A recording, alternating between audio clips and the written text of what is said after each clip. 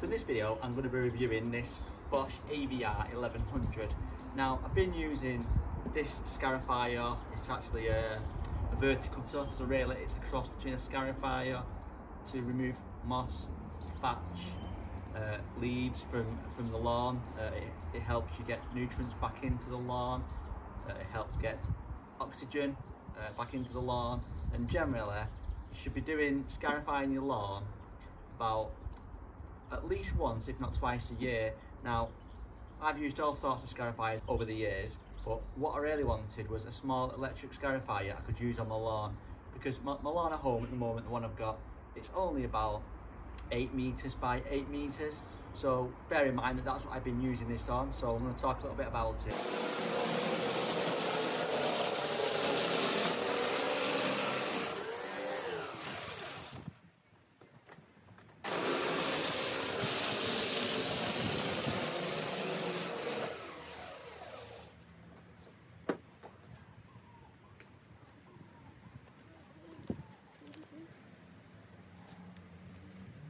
So like I said, this is the Bosch AVR 1100. What you actually get is 14 blades. I'll show you them now. So these are the blades you get. There's actually a smaller version of this, which is a 900 I think, and that actually has thin tines, which are like wires. That's more for raking the lawn, so taking off surface moss. But this machine will get right into the grass and into the roots, and it will remove any moss and thatch and debris and things like that. So you've got 14 of these steel blades here. They're actually called tines I think, and these can get really into the lawn, like I said, to remove that moss. Now what I will say about this is it's not a bad machine, but if you're doing a lawn that was medium size or a larger lawn, you definitely want to go down the petrol route, or at least the cordless route. There's some nice cordless models you can get now. So with this model, you actually have 4 height settings. You can go all the way up, you pull them both at the same time, and it will lift it up, and that will give you a light raking of the lawn. If you want to go right into the lawn, like I have just done this season, then you would obviously want to take it right down. I think it goes down to something like -5 mil, something like that. So it really does get into the lawn. So what do I like about it? Well, it's lightweight for a start, it's electric. The cord can get in the way. If you just work with the cord to one side and then you work across your lawn to the opposite side of the cable, then you should be alright. Cable length, it just about does my lawn. I actually do an extension lead to the lawn and plug it into the extension lead, but as I said, it's about 8 meters by 8 meters, and I can put it in the side of the lawn on the patio area, and I've got plenty of reach with the cable. I'm not sure what the cable reach is. I would think it's about 10 meters, but I will check and I'll put it in the video. But like I said, it's about 10 meters. So you can, with this verticutter, the moss is collected into here. For winter, when you want to store this, what I do like about this is you can pull off the side and it comes apart, and then you can put it inside each other, so it takes up less space. Clip them back together.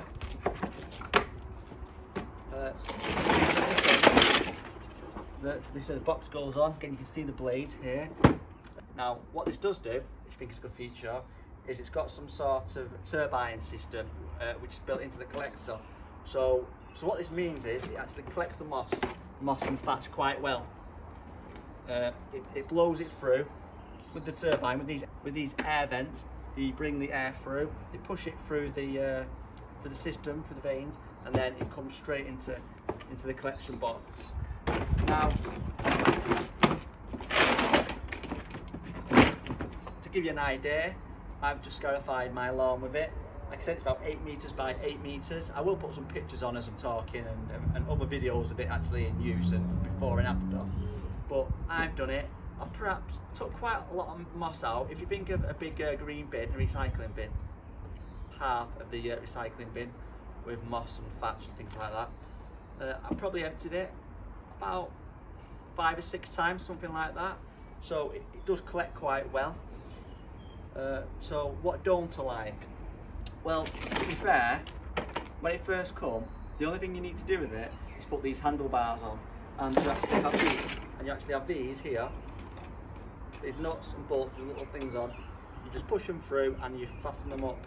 Now, the problem with them is they're a little bit flimsy. They could do with being better built, but it does do the job, so I'm not complaining too much. Something I have noticed with this machine, now it hasn't affected performance, but the air vents are stuck in the air. So if we have a look here, they're actually full of moss and thatch, so that can't be doing it any good. I've actually looked at the manual because it doesn't see no obvious way of taking this off to clear this moss out, and it just says to attempt to clean these vents from the outside. So with that in mind, I would imagine that you'd need something like a screwdriver that can fit through the gaps and make sure the power's turned off, obviously, and try and clear as much of that moss out as possible. Like I said, I've not seen it affect the actual machine's performance, but it's just annoying that you can't just click this off, remove the moss that's got into the vents, and actually put it back on.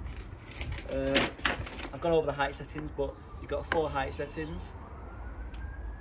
One of them will be quite high, so you could use that to lightly rake the lawn, remove leaves, things like that.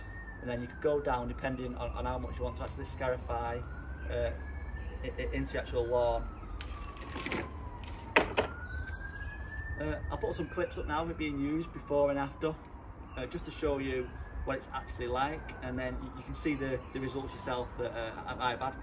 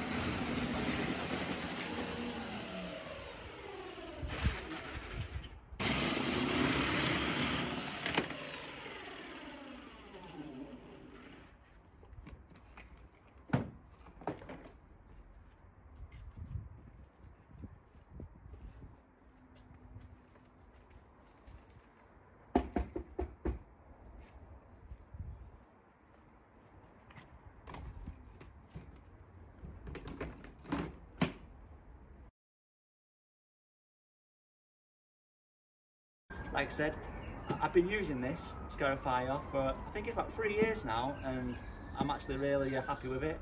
I would recommend it if you've got a smallish garden and you're looking for an electric model that's reliable, does a decent job of collecting. The build quality is pretty good, although I think this could be a bit more of a better fit, but it does do the job, so I'm not really complaining too much about that. But you can just see that it doesn't quite fit properly, it's just a bit loose. Even when you've got the flap down, it is loose, so it's not going to come off loose, but it would just look better if it was nice and neat and flush, and it's not really that flush. You can see. That's it for this video. If you enjoyed the video, don't forget to give it a like, because it really just helped me out. Don't forget to subscribe to the channel if you want to see more videos like this. I am going to be doing more product review type videos, showing them actually in use and after I've had them for a while. I've got quite a few tools I've got, so I'll be reviewing all of them. I'm also going to be going over gardening tips and gardening in general, so feel free to subscribe to the channel, and don't forget to click that little bell to get notified every time I release a new video too. Thanks for watching.